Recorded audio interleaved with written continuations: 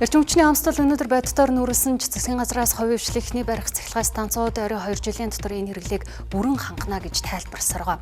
За тэгвэл шинээр ашиглалтад орох хувийн хвшлийн цахилгаан станцуудаас дунджаар 1 кВт эрчим хүчийг 8 центр буюу төрийн өмчт 4-р цахилгаан станцаас даруй 2 дахин өндөр үнээр худалдаа авах гэрээг байгуулсан байна.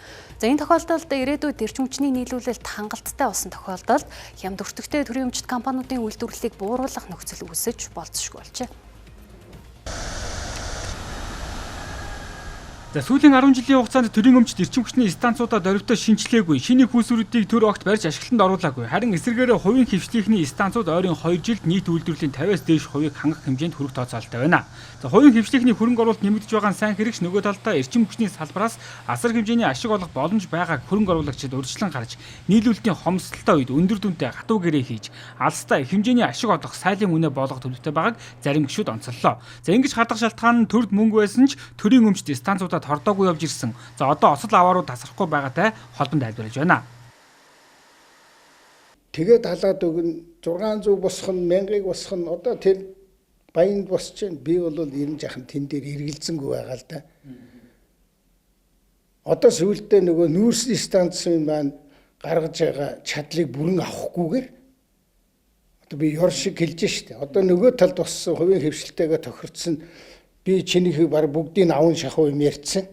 Тэгээ тэрнийг авах нэг тийм байдал руу явах вэ? Ийм агуулгаар бас зарим тэр хуучин салбарын хариуцаад ажиллаж исэн хүмүүс ярьдгийг шүү.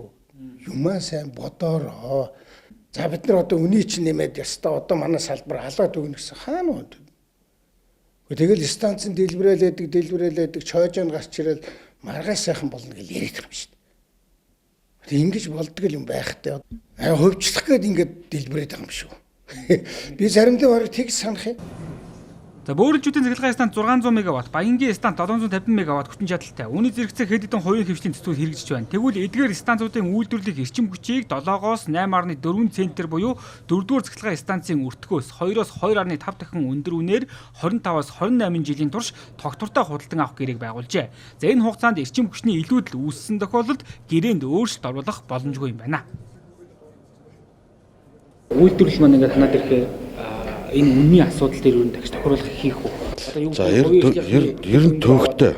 Энийг наадах чинь бас бид нар энэ хөрөнгө оруулагчлаас бодож байгаа юм.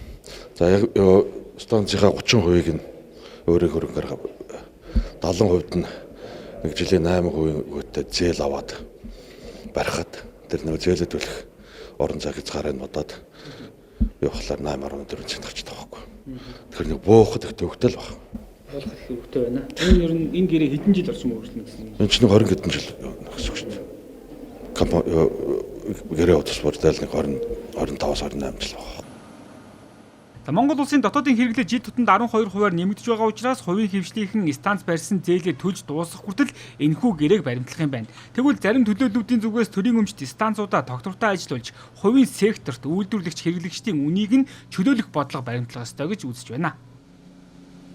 Хувийн нэртэй хэрнээ төсөв шимж амьдэрдэг, төсвөөсөд бүх юмыг шийддэг. Тэр ингээд одоо нийтийн мөнгийг нэг тийш нэгний бизнесийг дэмжих байдлаар ингээд зовчуулж гаргах энэ схем бол өөрөө буруу байхгүй. Тийм учраас эрчим хүчний эрх зүйн орчны шинжилэлтэд бид нар юу ярих хэрэгтэй гэхээр хуучин энэ одоо төрийн өмчийн том станцууд нь үндсэн худалдаа авахчлаа иргэд нийт аж үйлдвэрлэл ингээд тогтцоонд байдгаараа байг. Нэмэх нь тэмд хүн хуваараа бизнес хийн. Энд нэг хүн хэрэглэх гээд байна. Хоорондоо зохицоод үнэ тохироод цахилгаан станц барилаа бол тэнд элдв янзын зөвшөөрөл байхгүй. Үн мөнийн ч гэсэн өөрсөнд нь даатгаж өгөөд зөвхөн дамжуулах түгээх төрийн одоо сүлжээ ашигласан төлбөрөө аваад ингээд нээж өгөх хэрэгтэй байна. За 4-р цахилгаан станц 1 кВт эрчим хүчийг 115 төгрөгөөр нийлүүлдэг. За төвийн бүсийн эрчим хүчний системд хамгийн хямд өртгөөр цахилгаан нийлүүлж байгаа компани гэсэн үг. За гэвч уг станцыг өргөдгөх төсөв хөрөнгийг шийдэж өгөхгүй олон жил явсны цаана эрчим хүчний төслөөр хөлжих гэсэн бүлэглүүдийн ашиг сонирхолж байх хардлага дагуулж байгаа юм а. Ямар ч тач 2028 он гэхэд Монгол улс эрчим хүчээ дотооддоо бүрэн хангадаг боллоо гэхэд илүүдл эрчим хүчээ гадагш нь экспорт чадахгүй тохиолдолд өртөг багтай төрийн өмчт станцуудынхаа хүчин чадлыг бууруулах нөхцөл харагдаж байна.